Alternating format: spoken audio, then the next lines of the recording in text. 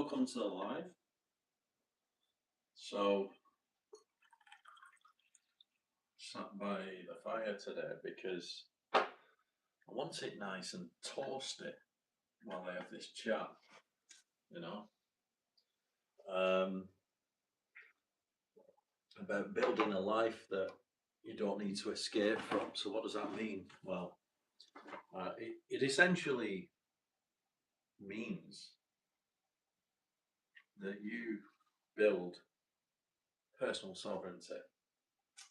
Now, personal sovereignty comes in many forms. What we're talking about here is where you are living life on your terms, like I say this a lot, but also personal sovereignty comes from where you don't have too many interferences from the outside world. And that might be, you don't want to be in a situation where anything external, whether that's a person, an organization, you know, society, whatever, can come in and just knock you off your center, right? Now, difficult times can always come. There's sometimes it can just come out of the blue like that. You know, I'm sure we've all been there with, I don't know, some kind of, how can I think of a difficult time? Like, let's say a breakup that comes out of the blue, just boom, blindsided, bang, right? It's difficult. Or maybe you'd lost your job. Let me just change something, 1 second. Does that look a bit better? Oh no, it's a bit dark. Oh no, it's okay.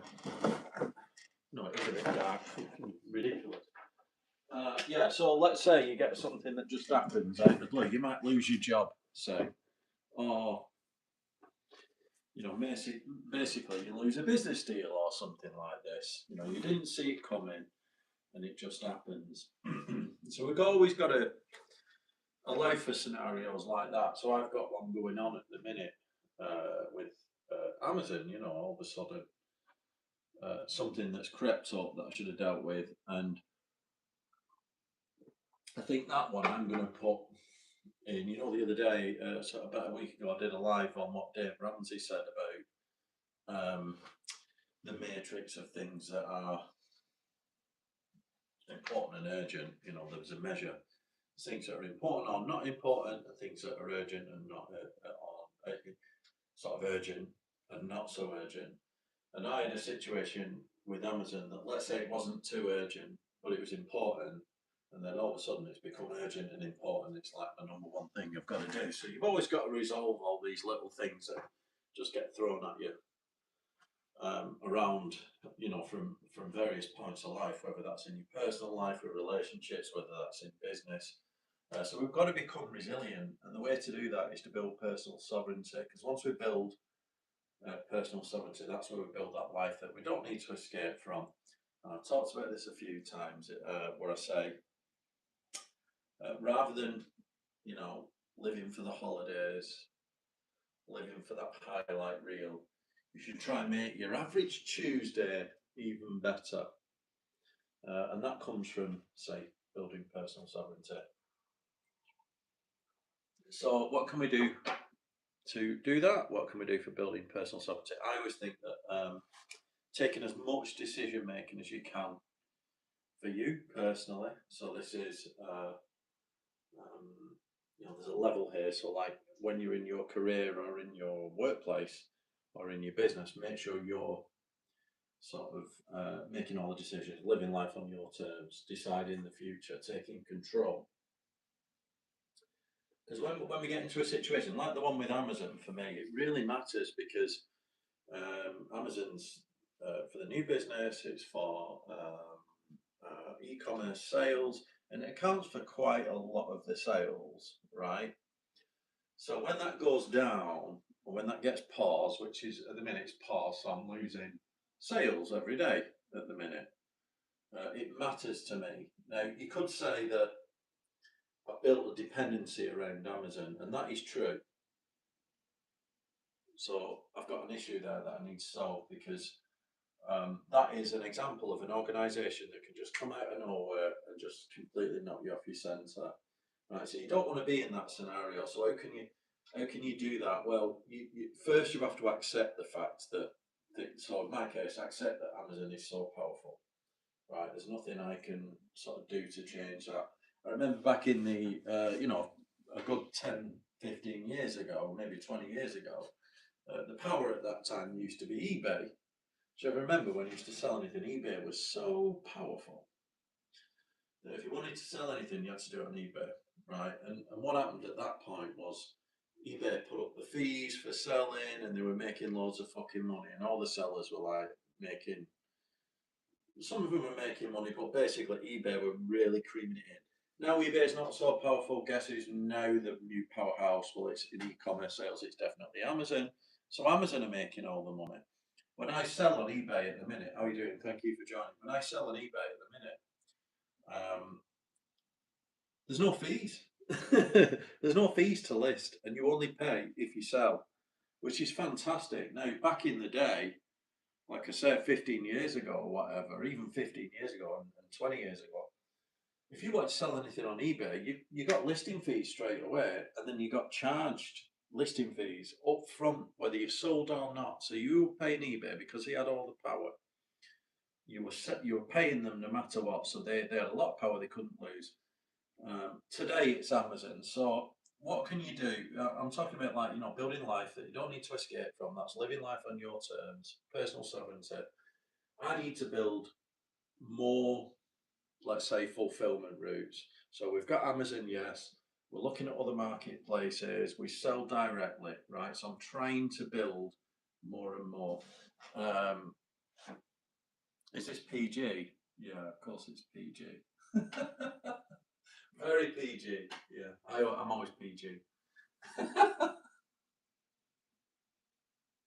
So occasionally, we have these situations that come in life. So if you,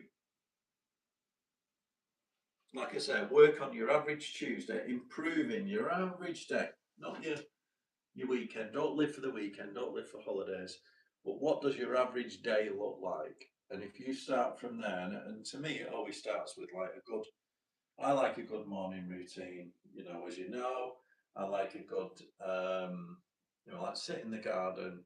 So let's take the average Tuesday. I might wake up, go training early, right? Get some training out of the way.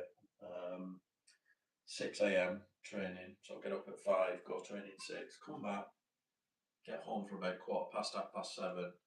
Get in the garden with my journal, with my reading book, and I start setting the day with intent. And I decide on the 3 things that I'm going to work on today, which are 3 small things towards my long-term goals, and just being on that journey and working towards them every day consistently, like that every day, is me living life on my terms, because I'm always deciding what I'm doing and I'm choosing it, right? It's not someone else telling me what to do, I'm choosing it. So this is it. And doing that consistently over more and more days for a long time will eventually lead to long-term results. Now, of course, things can come along, like we get, like I've had today with the Amazon thing or whatever. Things can just happen in your life, and they try to, when you get into a state where you're living life on your terms, even when you get these things happening and chipping you from the side, you're still not just going to fall over and crumble, because you know that what you're trying to do, what you're working on, is, it's a long-term goal. You've got fluctuations in life, and it is all about choosing some really solid daily habits, like I always talk about, every day to live by, every day consistently, regardless of what happens. And then you can kind of take the rough with the smooth. Yeah, bad things happen, but they're like seasons, aren't they? I always like, one of the best things that the great speaker Jim Rohn used to always talk about the seasons, didn't he? He used to always say, what comes after the fall, which is an American term for our autumn. Well, it's winter. Winter always comes after the fall. But then what comes after winter? Well, spring, and spring is an opportunity. So some of this is just accepting the fluctuations in life, the ups and the downs, but realizing that you're looking out for opportunities. So In order to when you build that life that you don't need to escape from, you know, you've got personal sovereignty, you're taking control. You can kind of weather all these times a year, so you learn to become resilient, how to handle the winter. So how do we handle the winter? Chop some wood, right? I don't know if you can see behind me, but you see this wood here, right? There's loads of it. I've got tons of it outside. So this is, I know it's a metaphor, right? Because it's not about chopping wood. When we talk about the winter, we're talking about dark times in life, not the literal winter, but as a metaphor. An example of surviving the winter would be, what's winter? Well, it's cold. What do we need to do? Well, prepare ourselves, chop some wood ahead of time, get it dry, get it ready, right? And then use that to heat your house, because gas prices are so crazy at the minute. So an example of personal sovereignty here would be trying to insulate yourself from the economy. The economy, the gas companies, all this kind of thing, right? They're very powerful entities that you're not going to beat. So you need to insulate yourselves from them. I always think this about anything. You've got rising cost of living, taxes, all these things. The least influence they have on your life, if you can work around all these things. So how do you work around rising cost of living? You know, prepare yourself up front like this with wood. So I'm not even paid for this one. Behind my house, there's it's like they call it a greenway. It's like a valley, and in it you've got like a stream and some lakes, and there's like a walkway, you know, like a cycle path stroke, like a nature walk. And every now and again, the maintenance team go along and they have to like chop the odd tree down, maintain it. And they chopped a tree down and they chopped it into like 10-inch pieces. And I was just on a walk down there and I noticed it. And I went, right, okay, I'll take the opportunity, whip down the little hand truck, put all the wood on, took it back to my house, chopped it up so it's all ready, because I knew that the winter would come in. And I didn't want to be paying the gas prices because it's absolutely ludicrous at the minute. So I'm trying to insulate myself. So that's an example of personal sovereignty. Another one would be like clever tax planning, or structuring your business in such a way so maybe you don't have to pay yourself so much salary, so you don't pay so much personal income.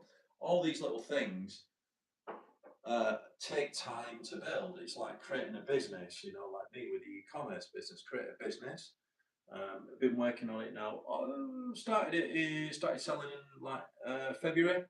So what's that now? Almost in next February it'll be 12 months. And I see that as a 2 or 3 year journey. So nothing short term. And I'm just working on it a bit by bit. And eventually that will pay me a little bit of an income, you know what I mean? Because I've already got another business and things like this. Or maybe it'll pay for some expenses and stuff like this. So this is what I mean. A lot of what I talk about is about creating long term goals and working towards them each day, like that, with good habits and a routine. If you do that and you start every day showing up and living by those habits, right? And choosing, like I always say, choose 3 things a day to work on towards your goals, just small, continuous action. If you do that every day, it gets to the point where, yes, there are bad things that can happen, and you get cost of living rises, which are affecting everyone. You get, personal situations in life. Maybe it's difficulty with a family member, a relationship, whatever. Maybe it's a business issue or a job issue that just comes out of the woodwork.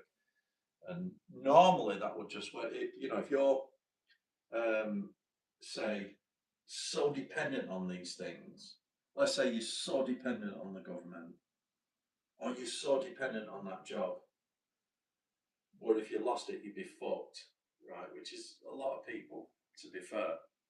You want to be trying to insulate yourself. You always want to be choosing. This is why I like working for myself, because when I was in corporate, you might think, well, I had a really good job, a really good salary, right? And at the time, everyone, was starting a business. I had a lot of people saying, "What the fuck are you doing? You've got a really good job. You should stick with it." And there's this illusion that somehow this job is safety, right? Whereas taking the risk and starting a business is very risky. That's the illusion. And whilst there's some truth to that, because obviously when you first start a business, there's absolutely no guarantees. But it's more a mindset. It's changing yourself to say, no, I'm going to take responsibility for my future from this moment. And me making more decisions about my future is far less risk than leaving it, outsourcing it to some company that might continue paying me for the next 10 years in a job. Because in that job, although I had a brilliant job and it was good salary, you know what happened? In the summer this year, I met a lad in my local town who just sat down. I was just in the town in the morning. I think I had to go to a cafe um, to meet my dad, just meet my dad at a coffee shop. And I noticed him in the morning, it was early on, so he was sat down on a bench, this lad. I used to work with him in corporate in the city. And I said, "Oh, how are you doing?" Danny is called. "How are you doing, Danny?" "Oh, yeah, good, good. He was just working round the corner. And I said, and he was telling me the stories about the place where I used to work, which is like, over 10 years ago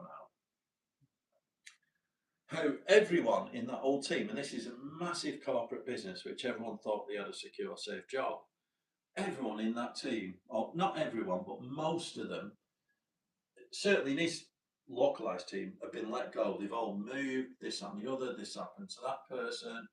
Eventually, there's no safety, there's no security, because those people would have been at the mercy of those jobs, and then one day it's gone, and you're like, "Fuck!" When what they should have been doing in the background, if you ask me, is I think it's okay to have a career, but you need to build yourself up in your career so that should that job get taken away, maybe you can get another job, or even better, if you ask me, is maybe you can go self-employed or freelance or take matters into because when you're taking matters into your own hands, like self-employed or anything like this, I think one of the biggest things, like I've said, when one of the attributes of creating a successful business is to accept personal accountability. So you take personal responsibility for the upsides and the downsides, and I think that's really important. So yeah, if you're going to build, like I said, build the life that you don't need to escape from, you need to improve your average Tuesday. Your average Tuesday is like a metaphor. It's like improve your average day. What does your average day look like? What are the habits that you're using to improve it and stick with day by day? Every day. And then yeah, this is it. It's like it becomes uh, you are the sum of your habits. And if you do that consistently day after day, it doesn't really matter what comes out of the woodwork and tries to knock you off your centre. If you actually enjoy your average day, I think you have a really fulfilled life. It's good for gratitude. And I've done some decent articles on my website about this. I think I did one called it's about your fortress of solitude. I got it off the film, The Gambler. Mark Wahlberg when he goes in and what's he called? I can't remember the other guy's name. John Goodman, is it? Yeah, he talks about the fortress of solitude. About being almost insulated from government taxes, and you've got your own life and you don't depend so much. A really good book on this. This is a segue now, but a really good book on this. I'm just going to grab it. It's called. Here we go. Right. I remember when I got this book. Oh shit! I'll sort it out later. Right. Here's a good book, and it's not about living like this. You've got to do this in your business and metaphorically, and also in your mindset with things like relationships. But here's a good book: The Concise Guide to Self-Sufficiency by John Seymour. This is an absolute fabulous book, right?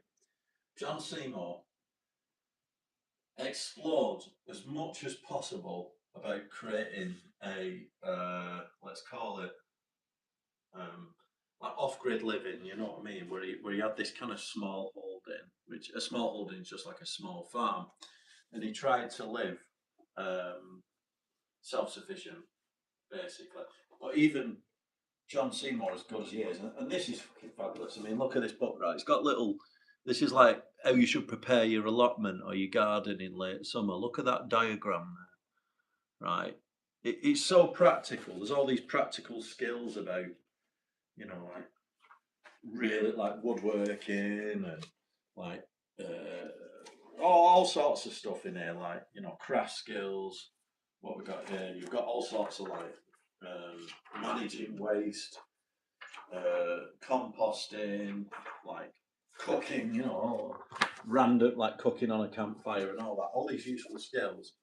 But even John Seymour, this guy,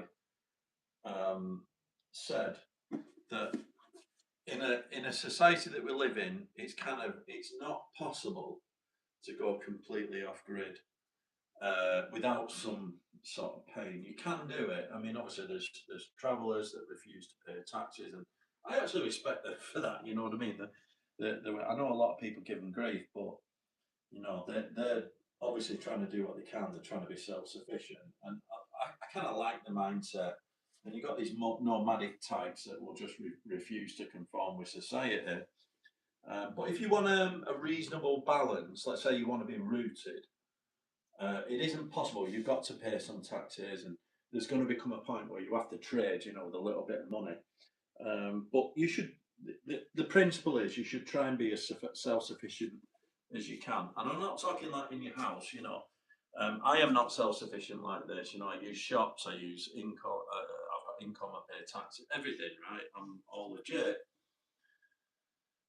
But the mindset is there. It's like I will try and insulate myself from as much outside interference as possible. So that might be, um, say, in the dating context, I don't really need anyone.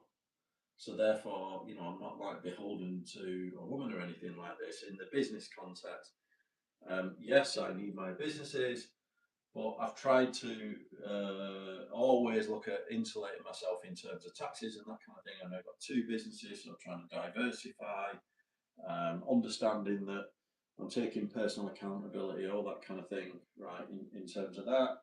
With the house, things like getting a fire, just to heat your house rather than paying massive energy bills, try and get your wood for free. All sorts of things. I mean, I could go through it.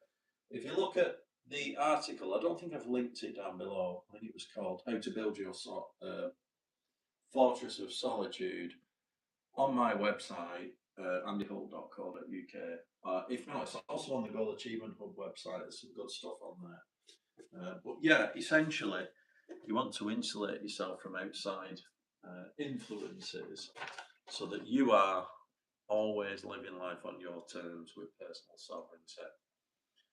It's more of a mindset, but you can switch that on in terms of practical terms just by um, basically choosing good habits. So, just as a summary, and I always do this, but I will go over it again. Look at the identity evolution cycle. It's all about identity is important. Right. So at the top, you've got your identity. This is who you are or you want to become. Create some goals around that, and then every day you use good habits that are in accordance with that identity. So, like me, wake up, go training, come back, do my journal, and in there, do some gratitude. I'm grateful for what I've got. I can sit in the garden, it's absolutely beautiful. You don't need technology, you hear the birds tweeting. It's wonderful, there's flipping squirrels running around. And then it's so simple. I just write down what are the top three things that I'm going to do today.